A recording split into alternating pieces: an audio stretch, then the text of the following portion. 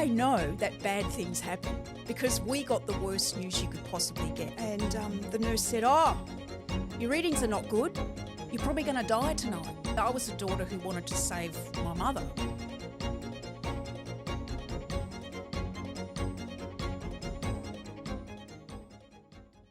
The following episode may contain material that can be difficult to listen to. We advise listener discretion. We acknowledge the traditional custodians of the land on which we gather today, the Noongar Wadandi Mort. We pay our respects to their elders, past, present and emerging. Scratch the surface and everyone has a story. Welcome, Kaya, to the Wisdom of Women. Imagine living your life as a mother, a daughter, and then all of a sudden, your whole life changes. Naomi Pearce is here to talk about her journey with her mum, who was diagnosed with a rare and terminal illness. Welcome to the WOW studio. Thank you. It's great to be here. Well, it's lovely to have you here, Nay. And look, let's set the scene a little bit more before we start talking about that fateful day and the diagnosis for your mum. Can I just say you're quite used to having the headphones and sitting in front of a mic, aren't you? It's been a little while. Radio announcer for a long time.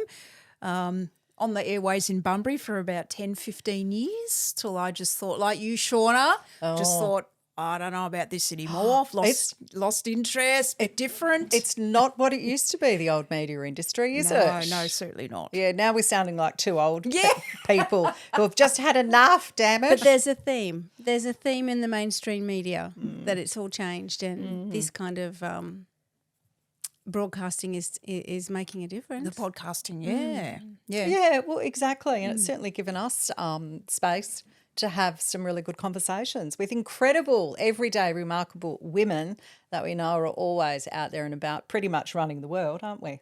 Yeah, awesome. Yeah. If we're allowed to. If we're allowed to, that's right. Step aside if you don't mind. Goodness. So, no, you're a mum. You've got two amazing, intelligent, articulate daughters. Set the scene for what was your life before that fateful day. What was going on? Oh, normal life, working hard, being a taxi mum, racing around. From the broader family sense, mum and dad, I've got three brothers and we've all got our own families. So, life was good. Life was just normal. Yeah, it's interesting the way you talk about it, a normal life. Yeah. And Lake Grace, you come from? Well, mum and dad were living in Lake Grace. Well, I was, but I left when I was 16. I never went back. Mum and dad sold the farm and they moved to Mandurah. So they were entering their retiring years in their 60s and, life was good, planning caravanning stuff. Yeah. As far as my mum was concerned, that's, around the 66, 67 age bracket, she started getting these strange symptoms that I just thought, she's, dare I say it, getting older, arthritis, that kind of thing. Her voice was changing. It was getting a raspiness to it, which I could not work out. When she walked, she couldn't extend her legs properly. It was almost as if one of her legs just would not bend out. My brother, who lived with my parents for a while, he noticed things like whenever they played darts, Mum would throw a dart at the board and it wouldn't hit in the board, it would fall out, and my brother would go, "Oh, Mum, you're drunk, you're pissed," or whatever. Yeah, sounds like the way I play Yeah, darts, no. by the way. Yeah. So, Just little symptoms like that Yeah, steadily okay. got worse and worse. And the doctor she was seeing at the time wasn't concerned about anything. So she did go to the doctor and say, Yeah, going to the I doctor. don't feel right. I don't feel right. But where I really twigged, we already mentioned Lake Grace. When Mum and Dad left the farm, we had the opportunity to go back to the farm whenever we wanted to because the farmhouse remains unlived in. So Mum and I would try and go back to Lake Grace to the farm once a year, once every 2 years. And we'd planned this particular year, 2018, we'd planned to go in October. And the time was approaching and I said, Mum, I'll come and pick you up and we'll go. And she'll go, I don't know if I can go. I really don't feel right. And that's when the serious alarm bells started in me that something really was not right. So what happened then? You started more aggressively pushing for doctors to Yeah. understand. So I said, Mum, I think you need a new doctor, because this new doctor was just giving her antidepressants and beta blocks and things like that. And she was yawning constantly, which I didn't realise later is a sign, because you're trying to get oxygen in. But I thought it was like the antidepressants and everything. But I got on Facebook, like an ask and answer at Mandra, and I said, need a good doctor. And this guy's name kept coming up. Got her in there.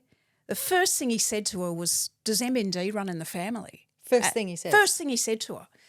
And she, no. And he'd go, oh, no, of course not, but I just need to ask the question, you know. But he sent her on a couple of tests and sent her to a couple of specialists. And again, that's when I started worrying, because these specialists she'd go to in Perth, they'd be like, can't help you. There's something wrong, but I can't help you. You need to go somewhere else. And one time where we'd been to the third or fourth, I went to the reception and I said, help us. Can you get us in somewhere? Because Mum was getting upset. She was starting to cry and I was starting to freak out. So we got into this neurologist for January the next year. But in the meantime, Christmas came and we were eating and she choked on food, Christmas Day 2018. That's when I knew, that's when the words formed in my head, it's motor neuron disease. The fact that she choked on food Christmas Day, to me, that was fait accompli for me. That was it. That was it. And 2 weeks later, she was told more than likely MND. Then she had to wait 3 months for the specialist appointment. How agonising and yeah. frightening. It was. Only 200 people at a time have motor neuron disease in the States. There's about 2,000 across the country. So basically, someone will die with MND in WA and then someone else is diagnosed. So incredibly rare. And where she was... What's all the family doing when in between this period of time? Like, clearly, you know, you've got your dad, you've got your brothers, you've got... Like, what are the family doing in coming to terms with all that? We were just dumbstruck. We just could not believe that something that bad had happened, that we'd got the diagnosis that no one wants to hear.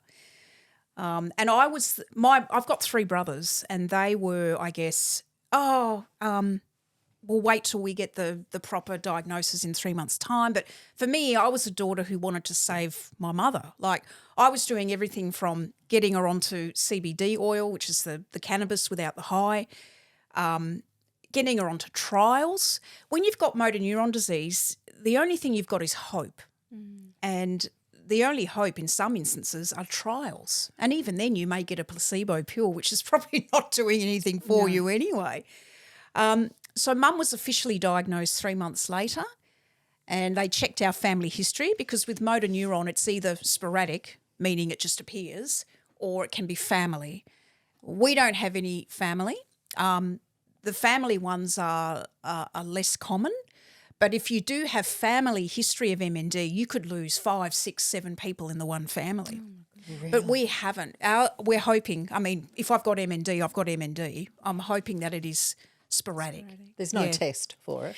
You can get a like a DNA type test, and some people have said to me, will you be tested? And I've decided I don't want to be. I'd rather not know if I've got it or not. Don't want to know. I'm just going to live my life. But it's not going to change. But the worst thing for me is if I've got it, my daughters have a very high chance of getting it. Yeah. That's the upsetting thing for me, yeah.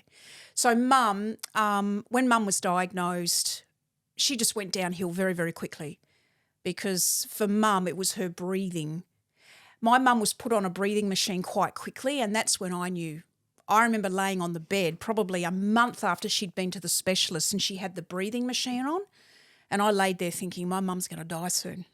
Oh, my God. She was 67 at this stage and she couldn't do anything. She went very quickly to a Zimmer frame, but she had no treatment, nothing. So there is no treatment? No treatment, no effective treatment, nothing that is guaranteed to work. The fabulous Neil Danaher in the Fight MND organisation, they are fundraising so heavily to do trials. They're doing different trials all the time, but these trials take ages. Yeah. Yeah. You know, you've got the roundup process of getting people. I mean, you can't just go on a trial. You've got to have, like for Mum, I tried to get her on for a trial, but her breathing was not strong enough.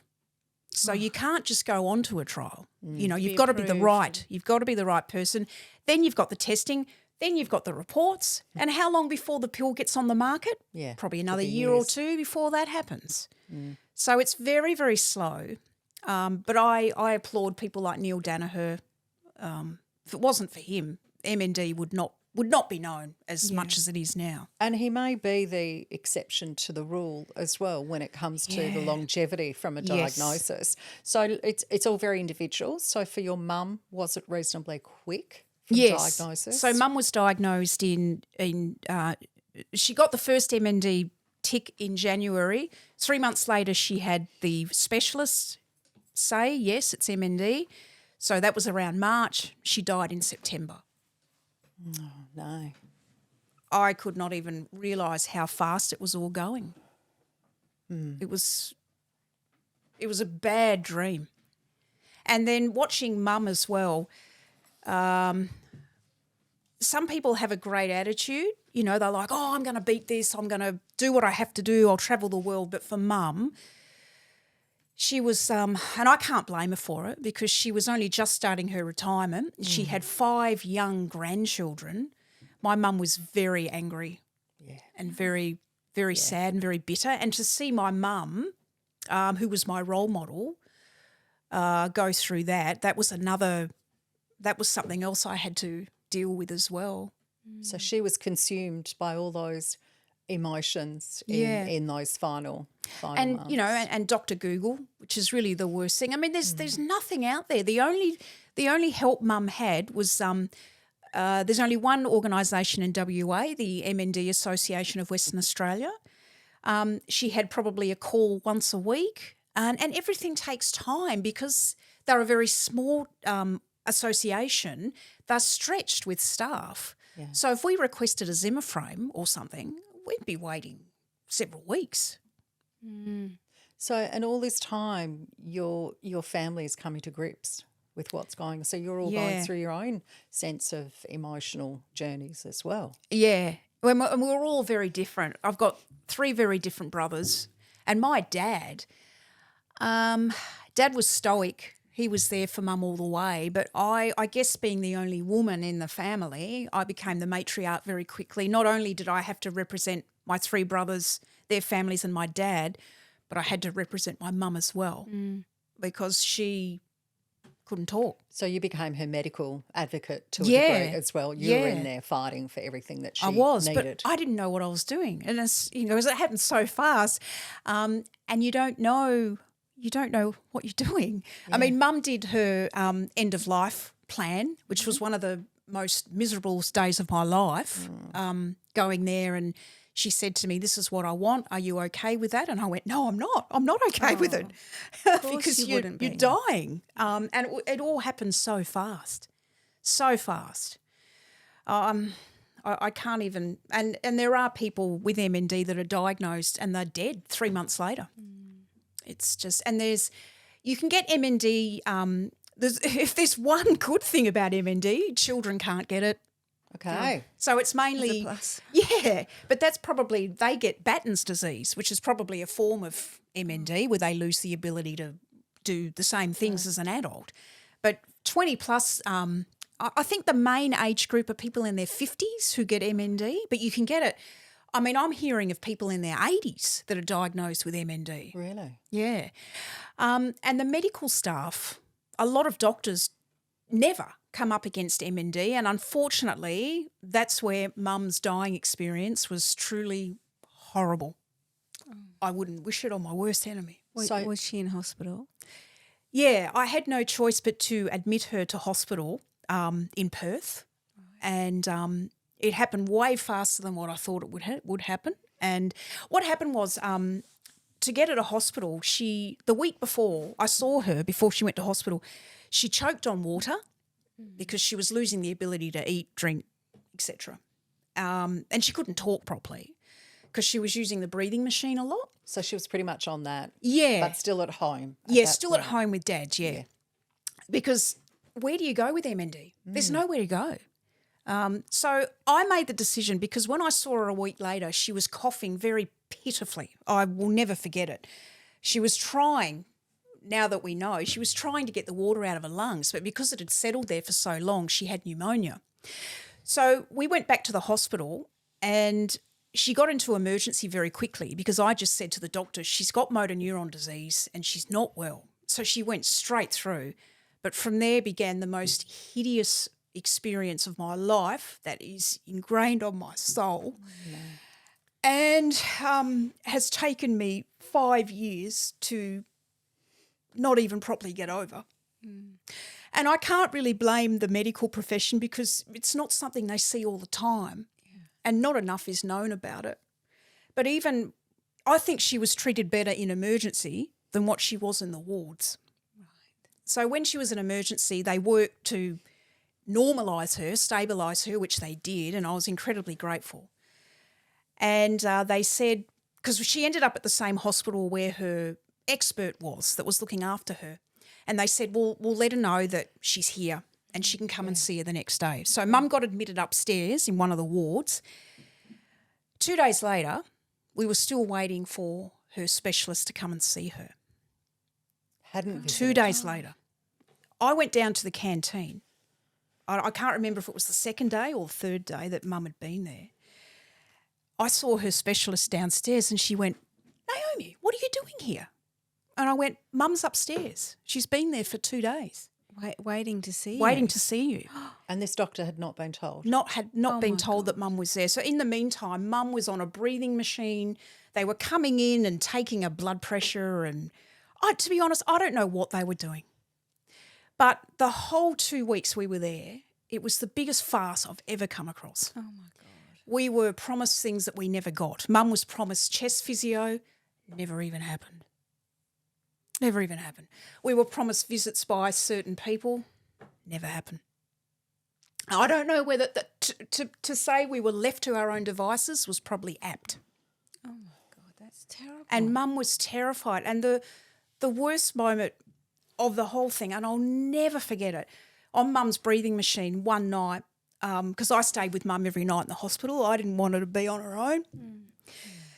This nurse came in and she looked at Mum's readings and in front of my mother and me, and Mum was wide awake at this point. And the nurse said, your readings are not good. You're probably going to die tonight. What? I would ring your family now and get. Are you kidding? No, I'm not. That's what my happened. God. And my mum was so terrified. She was waving her arms around. And then the nurse grabbed her hand and went, "It's all right. We don't want to lose you either.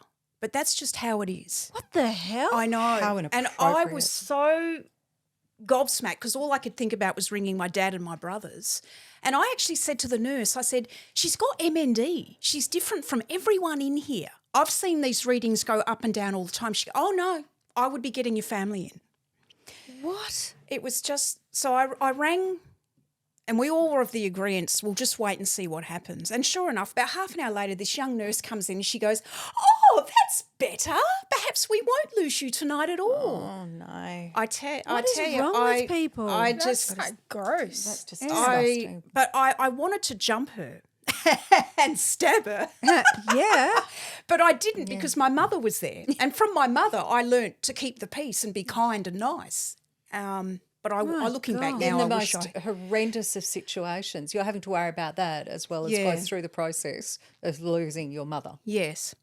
A hospital's job is to save lives, and it took me a week to realise that because no one was saying to me, "Look, perhaps you should move her to palliative care." No one said that. And it was me. I said to one of the doctors that came in and said, "Should I be moving her somewhere else?" And they said, yes, you probably should.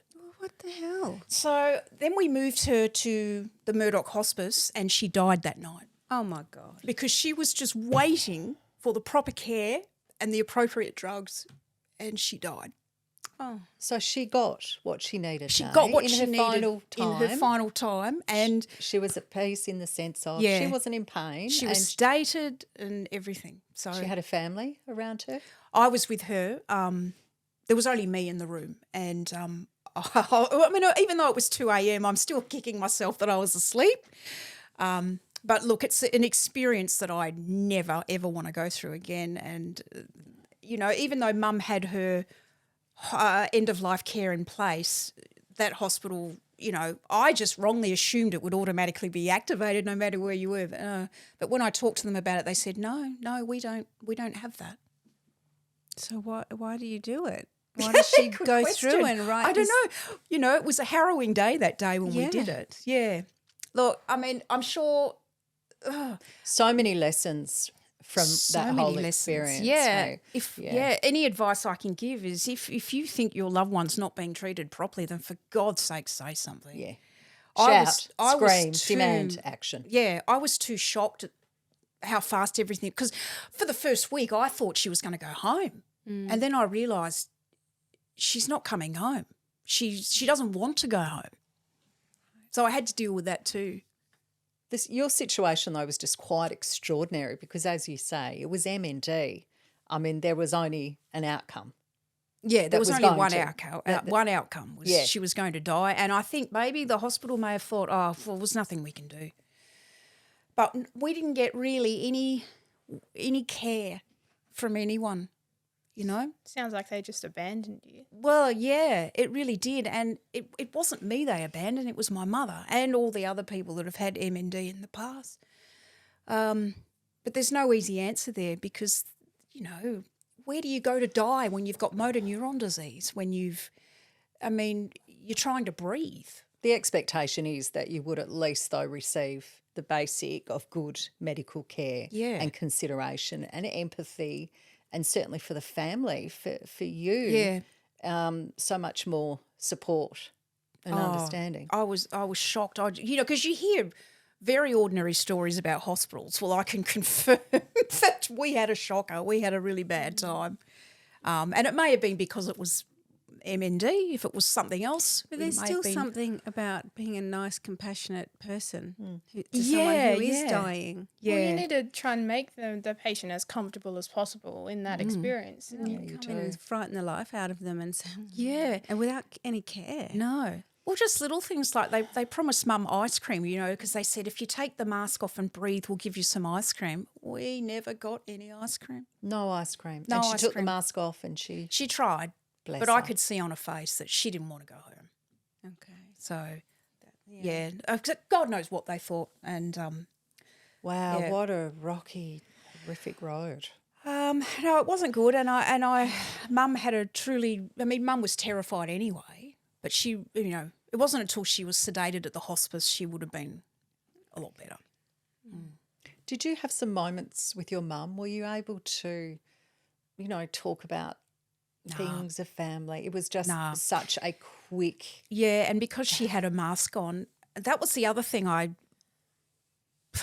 not punish, but Mum would try and talk to me and I couldn't understand what she was saying. She had the breathing mask on and she was losing her voice. Yeah, yeah. Yeah, so, but you know what? There's not a day. It's been nearly 5 years. I think about it every day and more than once a day. But now I'm at that point where I don't want to think about Mum with MND anymore. I want to remember her how she was, which was a very loving and caring person. She did not deserve what she had. She was your beautiful mum. She did not deserve to die like that. No. So, but none of us do that get dealt these things, So that's what I learned is that life happens, and one day you're having a great time, and then the next day you're tipped upside down. It can happen, and good people can get the worst news possible without sounding negative. That's probably the worst thing for me is I know that bad things happen because we got the worst news you could possibly get. Yeah. And when I say, oh, I'm going to the hospital and people go, oh, you'll be all right. And it's like, well, may not be because it can happen, Yeah. You can get the news that you don't want.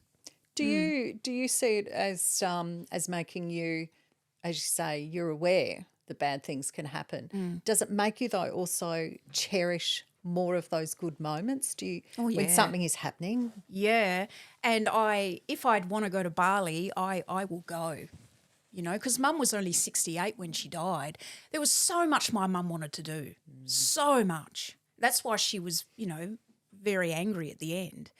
And I guess it's caused our Mum was the matriarch. So since Mum left, we've sort of fallen in a hole, to be honest. And I've got my own busy life and I can't keep track of everything that's going, you know. I've got my own stuff to deal with. It's so true, though. You hear that, don't you? How mums are just the pivotal central of what's going on. And if they're not there and no one steps into the fold, things start to fall apart a bit in that sense. Well, it has. And the first few years after Mum died, you know, we had some very ugly Christmases, I have to say. But Mum, you know, I mean, I don't enjoy Christmas as much now because Mum's not there. Yeah. But it's true. Grief is forever. And those milestone moments, like my mum's eldest grandchild, my daughter Charlotte, she turns 18 next month and Mum would be all over that. My mum was very hands-on as a grandparent. You know, for the kids' Year 12 balls, she would have been there watching them get ready and things like that. But I'm grateful I had her for 68 years. And when you talk now about how you're not so much wanting to focus on those last 6-8 months, but more on the fact that she was your mum. Yeah. What are some of those beautiful memories that you do have? Clearly, she was a big part of your family. She was there. Yeah. She was. I think I remember Mum growing up on the farm the most. You know, she just loved family and friend stuff. She was very simple. My mum never wore makeup or anything. She was just very, very simple. Really? Yeah. No, she was a good person. She never drank alcohol. She never smoked, never did anything wrong in her life. And I think that's why she was a bit shocked, like, why have I got MND when all I've done is be good? Yeah. Yeah. Yeah, you would feel ripped off. Yeah. But I know someone else who has MND and he said he's only about 50 and he said, I've not won anything in my life. I've never had heaps of money or anything, but suddenly I win the MND raffle, you know. So it's, you know, you hear those stories. We're not alone. And that's the thing. Anyone with motor neuron disease, other families, etc., you're not alone. It has been experienced before and will go on, unfortunately, until they find a cure. And I don't know when that will be because everything takes time and it takes money too. Yeah. So when you think about your mum, what are some of the words then that come in your mind? I mean, I think of my mum and she's got this great laugh. Are there things like that, the signature things about your mum? Yeah, look, she was very, very compassionate. She was a bit of a people pleaser. She always made sure people were comfortable and happy. She was very kind, very loving. She was funny. She had a bit of a wicked sense of humour too. But she was very, I hate to say it, but very simple. Her goals were small. All she wanted was to be with family. And be happy. That's all she wanted. She didn't want to go to Europe or, look amazing or wear a flash dress or have a flash car. She wasn't like that. Well, I think that's a good lesson and ethos in life. Just be happy. Just be happy. Be happy with the simple things. Embrace that. Be so less concerned about what you don't have. Yeah. And look at what you do have and be incredibly grateful for that. Yeah. Oh, your mum sounds beautiful now. Yeah. Bless. Yeah. What was her name? Laurel Laurel Houston. Yeah. Sounds like an old-fashioned movie star. Oh. Yes, she was. And she was very, very beautiful too, of course. Yeah. Yes. That's gorgeous. And your girls, how do you, have your memories about your mum? Do you have significant dates and days? And you talk about her a lot? Yeah, with your we girls? still, every family milestone or party will have mum's photo. I light a candle every night for mum. She is around a little, I think. I call it the psychic cupboard. We need one of your guests, Willie. You were talking about Willie Regan. There's a couple of things that get moved or fall on the floor on this psychic cupboard. Yeah. And I don't know why. And it's a cupboard with lots of drawers, but it's only that drawer where things happen. So she's around, but I just wish, I've gone into menopause and I can't talk to mum about it. Things like that. Oh, I menopause. don't know mum's main symptoms or anything. Yeah, to ask her about it. Well, you can talk to us about menopause. Oh God, we could talk. Apart from you, Sydney. That's of course, what. but Yeah. I know she's a full I've bottle heard it because we enough. rave on about it all the time. Poor old Sid. I know, right? God, that is. Yeah.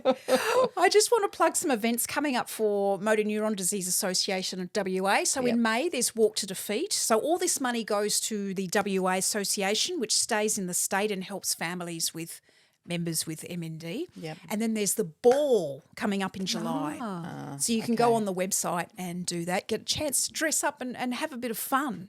Yeah, they're great beautiful. events and really good fundraisers too. Because, of course, you've got to pour a lot of money into this Yes. to try and help find, some hope and some treatment. Yeah.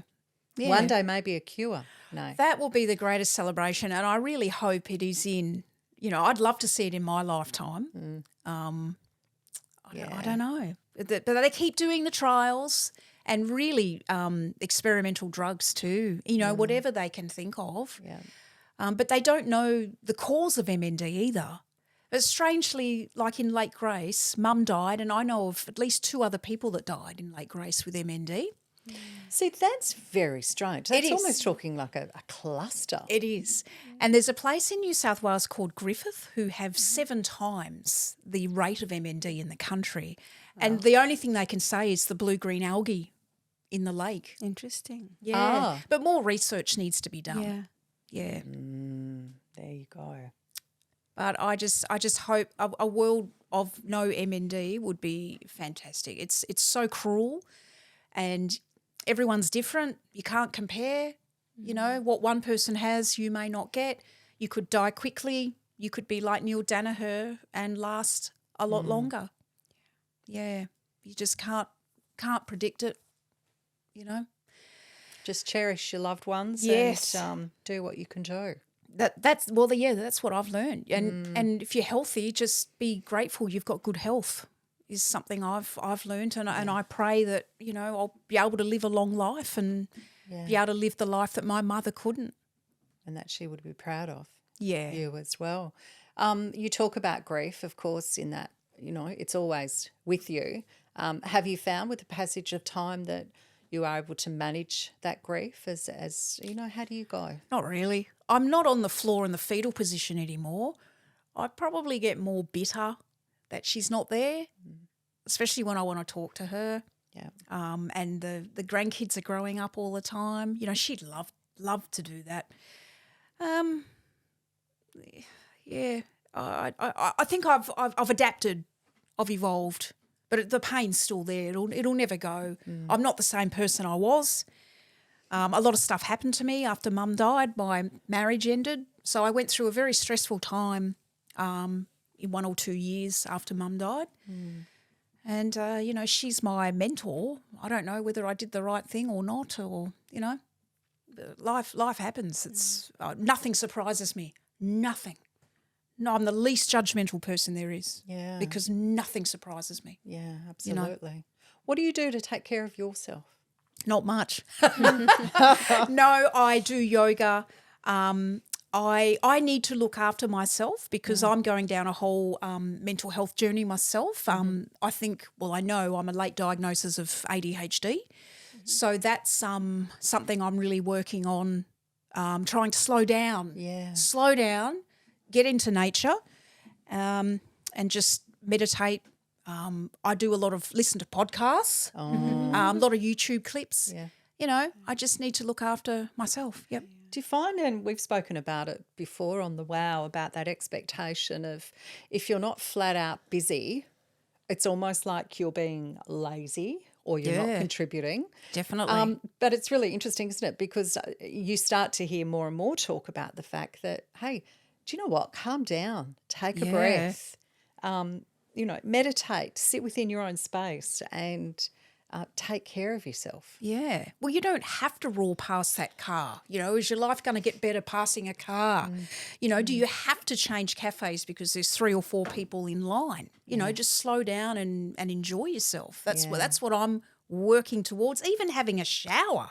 I try and stay in there as long as I can now rather than race out, Yeah, So- I'm a culprit with that. I'm in and out, but I hear what you're saying. Use the scrub. You've got Yeah. to enjoy yourself, and your brain will be better if you slow down. Yeah, And friends, a good laugh, a catch up. bit of wine. Oh, yeah. I'm hearing you. First you whine and then you whine. Exactly. And then the scotch, whatever. Yeah. Onto the hard stuff. Oh, my goodness. Oh, yeah. That's, a hard lesson. Lessons learned for you, Naomi, and we do really appreciate you talking to us Oh, that's today. all right. If anyone's lost someone at a young age, it's horrible, it's hard, and not everyone understands till you go through it as well. So true. Until you've walked that path, we've got no idea. No, that's right. Do you have a quote that helps you get through life or that you'd like to share with us? More wine, waiter, please. No. That's the best one we've ever had. Actually, I think that might be a demand as opposed to a quote. But, we'll take that. I think I've kind of touched on it, and I don't want to be negative, but crazy stuff can happen to normal people. So you've really got to embrace life every day. Just say to yourself, how can I make today better than yesterday? I mean, I've been talking about wanting to go to Vietnam for 2 years. If you can, just go. Yeah, just go. Because you don't know when life is going to change in an instant, and it can and it does. I'm living proof of it after getting the worst news you could possibly get about a person so fantastic. Yeah. Can I ask, is there anything that you think was unsaid to your mum? Oh, plenty. And I've gone through, I don't even think I said to my mum, thank you for being my mum. Because this was in the hospital, I had that moment where I said to mum, you can go, mum. That was hard for me to say to her, you can go, as in pass, because she was conscious, but she couldn't speak. And I was in hospital for so long with her, I thought maybe she's hanging, waiting. And I said that to her, but I wish I'd sat by her hospital bed, held her hand and talked about our life together, remember that, Mum? But I didn't. I was too busy chasing doctors, nurses, trying to get what was promised to us, trying to think, what can I do to make Mum comfortable? What can I do? What can I do? I guess if you are in that hospital experience, try and do that when you can, because she died when I did not. I thought I'd be at the hospice for a few more days, but it was that night. Yeah. Plenty of things unsaid. And I wish I had more video of her. So if there is someone who is going to die, I would get as much video as you can. Yeah. I've only got one clip of her where she's singing and singing and playing the guitar. One. I wish I had 1,000 more. Of course. Yeah. Yeah. That's probably the best advice, yeah. I'm sure she knew all those beautiful things, though, that you probably would have wanted to have shared with her. Yeah. Yeah. It was a little different because she couldn't talk and, but I wish I'd sat there and said, Mum, remember when I was 8 and did this, and remember when you did that, but I didn't do that because it was such a fog of hospital crap. Yeah. Well, as I say, I'm sure your mum knew I hope so. how much she was loved and everything that she contributed to your life. Yeah.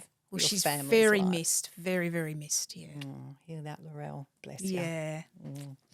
Thanks again, No. Oh, no, thank you. Any other questions or anything? All No, good? but we wish you all the best on Thank you. It was new lovely to be journey. here. Thank you for helping me create the awareness of motor neuron disease. And look, if anyone ever gets that news, you can reach out to me. I'm happy to talk to you or have a coffee with you. We'll make sure we have the links for you. Beautiful. Yeah. Cry I again. know. That's Drop all right. it. No, don't cry. Drop it, no. Thank Beautiful you. woman. Now, if you have been affected by any of the topics discussed in this conversation, then we will leave links below and links for more information if you need to know. And thank you for coming on. Oh, it was a pleasure. Thank you so much. And always remember, Every day. You are remarkable.